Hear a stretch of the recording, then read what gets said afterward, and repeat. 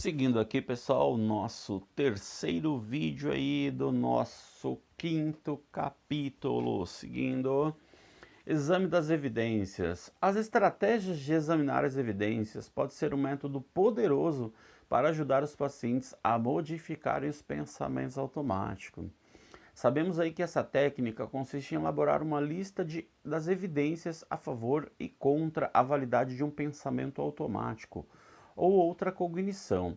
Avaliar essas evidências é então trabalhar na modificação do pensamento para que seja consistente com as evidências recém-descobertas. O exame das evidências pode ser realizado rapidamente como parte de uma série de intervenções terapêuticas, como nesse exemplo, ou pode ser feito de maneira mais detalhada com algum formulário.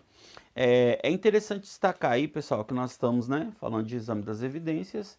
A gente tem aí casos clínicos no livro, estou na página 93, e a gente vai ter aí, além do caso clínico no livro, a gente vai ter também a parte do vídeo, que está mostrando lá essa realização. Uma questão dos exames das evidências que eu gosto, quando a gente fala de bem ou mal, se a pessoa está se sentindo bem, eu gosto de trabalhar, não sei se vocês utilizam aí no consultório, etc. É o exame da balança. Eu peço para a pessoa imaginar à frente dela uma balança, mas aquela balança com dois pesos, sabe? Aquela que você vai colocando um pouco de peso de um lado, do outro. E aí eu peço para a pessoa colocar as coisas negativas de um lado, as coisas positivas do outro, e aí ela vai pesando. Qual lado pende mais? Ou de repente ela coloca as coisas que em relação a pensamentos adaptativos, desadaptativos, funcionam muito bem, pessoal, essa questão aí, tá? Mas qualquer coisa em relação ao exame das evidências, a gente pode tirar as dúvidas aí. Vamos seguindo aqui. Vamos falar agora da descatastrofização. Que palavrão, hein, pessoal? Mas existe, bacana. Existem as previsões catastróficas, sobre o futuro, são muito comuns entre as pessoas com depressão e ansiedade. A gente sabe disso. Assim, o procedimento de descatastrofização nem sempre tenta negar o medo catastrófico. Ao contrário, o terapeuta pode preferir ajudar o paciente a trabalhar maneiras de enfrentar uma situação temida, caso ela se torne real. A descatastrofização também é uma técnica valiosa para ajudar os indivíduos com transtorno de ansiedade. A força motriz dessas perguntas está em ajudar os pacientes a desenvolver a confiança de que eles conseguem lidar com as situações temidas. E aí, mais uma vez, a gente sabe aí dessas questões. Tem aí o caso clínico do Terry, na página 94. Como esses vídeos já ficou muito longo, eu poderia até passar aqui o caso clínico, mas vou pular essa, pessoal. Quem se interessar aí pelo caso clínico, vai aí até a página 94 e acompanha lá o caso aí desse trabalho com a descatastrofização, beleza? Vamos seguindo aqui. Agora vamos falar de reatribuição, Reatribuição.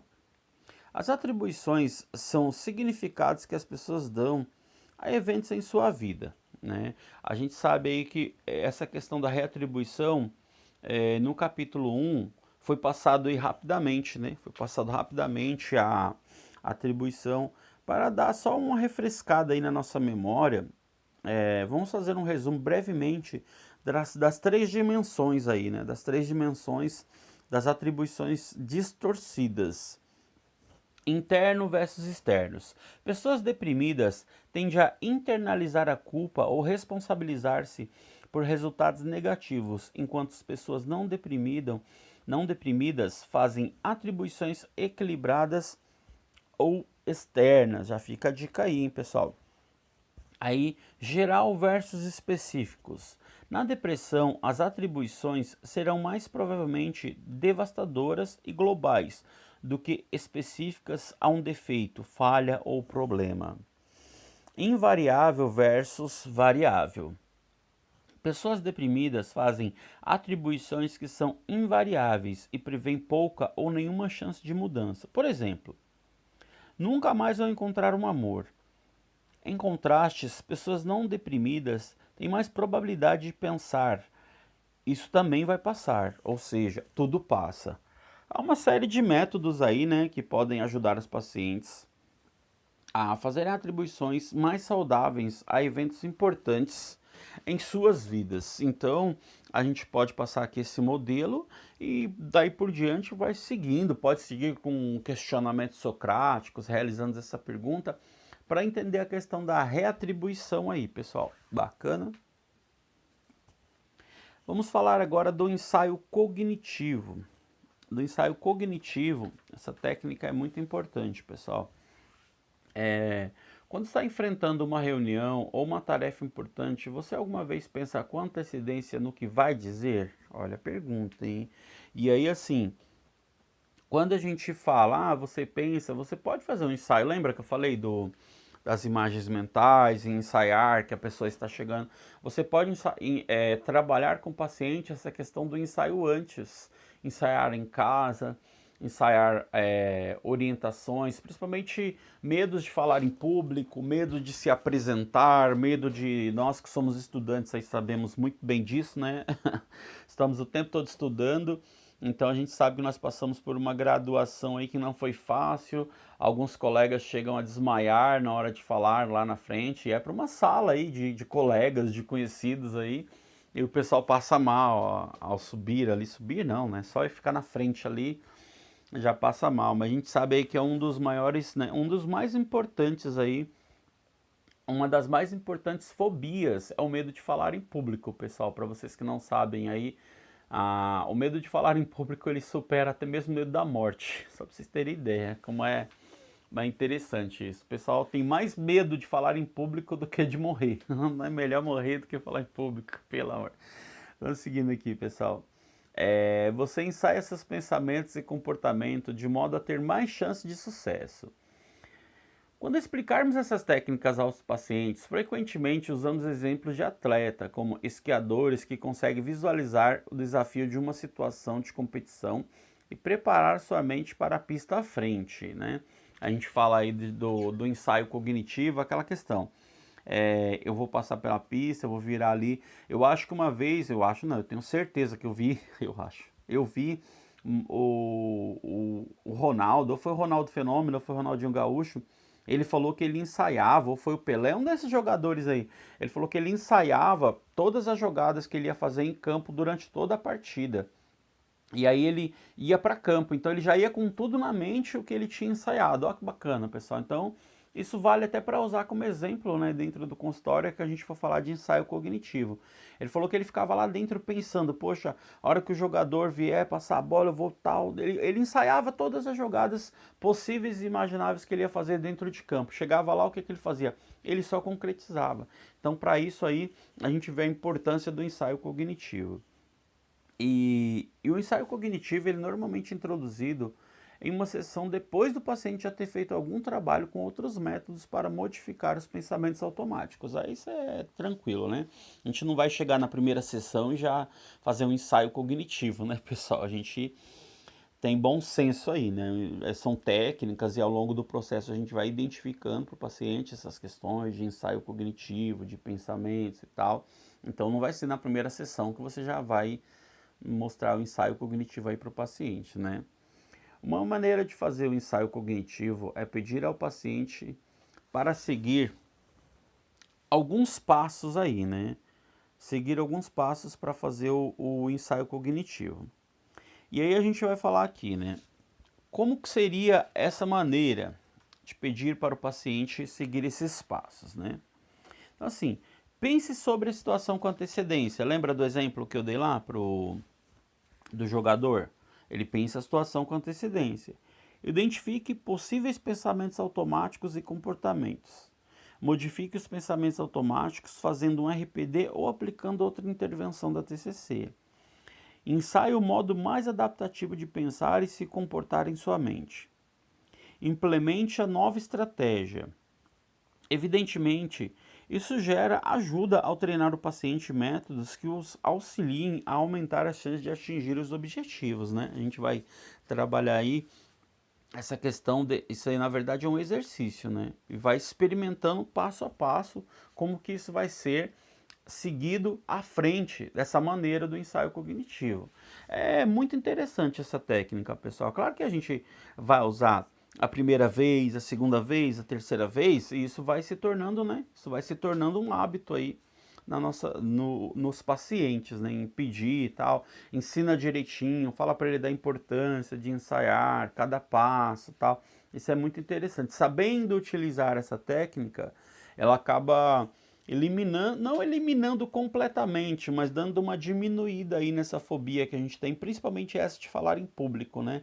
E aí a pessoa acaba perdendo medo, perdendo aquelas questões, tudo por conta do ensaio cognitivo. Porque a hora que você faz um ensaio cognitivo, você vai perceber que não existe muitas questões, né? A gente já está ensaiando, já está vivendo aquilo na nossa mente.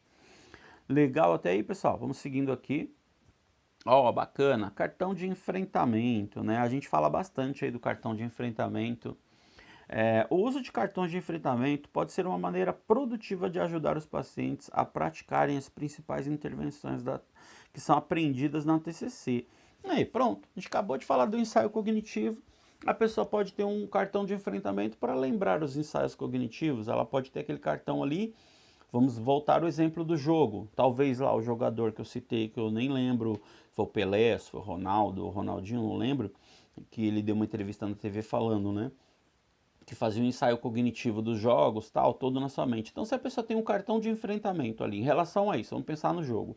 O cartão de enfrentamento fala para ele fazer um ensaio cognitivo das ações que ele vai fazer no jogo. Ele olhou o cartão, ele lembra. Entendeu? Então o cartão de enfrentamento ele pode servir para várias coisas. Tem gente que está fazendo dieta, põe o cartão de enfrentamento na geladeira. Vai abrir a porta da geladeira, opa, comer comida saudável e tal. Cartão de enfrentamento eu já falei, né, pessoal? É feito junto com o paciente, ele é construído com o paciente para o paciente. Então, não tem como dar um modelo de cartão de enfrentamento. Cada um vai construir o seu. É construído dentro do consultório, ou talvez até mesmo o paciente possa construir em atividade para casa, trazer por consultório e mostrar para o terapeuta, olha, eu fiz esse cartão de enfrentamento, é bom, é ruim e tal, e ali vocês vão trabalhando junto essas questões, né? Pode ser utilizados cartões maiores ou cartões menores, como um cartão de visita para escrever instruções que os pacientes gostariam de dar a si mesmo, para ajudá-los a enfrentar questões ou situações importantes. Aí, cartão pode ser um tamanho da geladeira, né, da porta da geladeira, não coma. Ou pode ser um cartão de bolso mesmo, um cartão de visita que você coloque na carteira, em algum lugar que você vai visualizar esse cartão, pessoal. Então é um cartão de enfrentamento. Então, na qual situação que você está querendo utilizar esse cartão? De repente você já perder o medo de dirigir, coloque no volante do carro algumas questões, você pode e tal, aquelas, né? Então, assim, o cartão de enfrentamento ele é construído para o paciente, com o paciente dentro da sessão. Então, cada um vai ter as suas especificidades. Sabemos que, quando bem utilizados, os cartões de enfrentamento se identificam uma situação ou problemas específicos e depois detalham sucintamente uma estratégia de enfrentamento com alguns itens que focalize os fundamentos do plano. Utilizando o cartão de enfrentamento, chegando ao final você vai colocar, observando o que você quer enfrentar com eles. É muito importante isso daí. Aqui existe uma tabela. Essa tabela, ela está aqui no capítulo, na página 99, né? Na página 99 aí. Minto, na página 98, pessoal. Essa tabela está na página 98 aí, que é dicas para desenvolver cartões de enfrentamento. Escolha uma situação que seja importante para o paciente. Planeje intervenções na terapia com o objetivo de produzir cartões de enfrentamento. Avalie se o paciente está pronto para implementar estratégias com o cartão de enfrentamento. Não tente fazer muitas coisas rápido demais. Comece com a tarefa administrável. Deixa para mais tarde trabalhar com preocupações ou questões muito grandes, até que o paciente esteja preparado para enfrentar esse desafio. Seja específico na definição da situação e dos passos a serem seguidos para lidar com os problemas. Filtre as instruções até sua essência. Instruções facilmente memorizadas têm maior probabilidade de solidificar. Seja prático. Sugira estratégias que tenham alta probabilidade de sucesso. Defenda o uso frequente do cartão de enfrentamento em situação da vida real. Aqui ficou bem claro como que a gente pode elaborar junto com o paciente essa questão do cartão de enfrentamento. Para quem tiver ainda mais dúvidas, página 98 do livro. Legal? Para finalizar, a TCC focaliza-se na identificação e modificação dos pensamentos automáticos, porque essas cognições têm uma forte influência sobre as emoções e o comportamento. A descoberta guiada é o método mais importante usado para revelar pensamentos automáticos, mas existem muitas outras técnicas. Outros métodos valiosos para evocar pensamentos automáticos incluem registro de pensamentos, a geração de imagens mentais, o roleplay e o uso de inventários. O questionamento socráticos é eficaz, é a pedra fundamental do processo de mudança, isso a gente falou, né? Os terapeutas podem escolher entre uma série de outras técnicas úteis, como o exame das evidências, a descatastrofização, a reatribuição, o ensaio cognitivos e os cartões de enfrentamento, para rever os pensamentos automáticos. É isso aí, pessoal. Vamos finalizar por aqui. Mais um capítulo aí. Esse aqui é o nosso último vídeo desse capítulo 5 e seguindo até o próximo aí. Não se esqueçam de se inscrever no nosso canal, compartilhar os nossos vídeos e até a próxima aula, pessoal. Abraço a todos.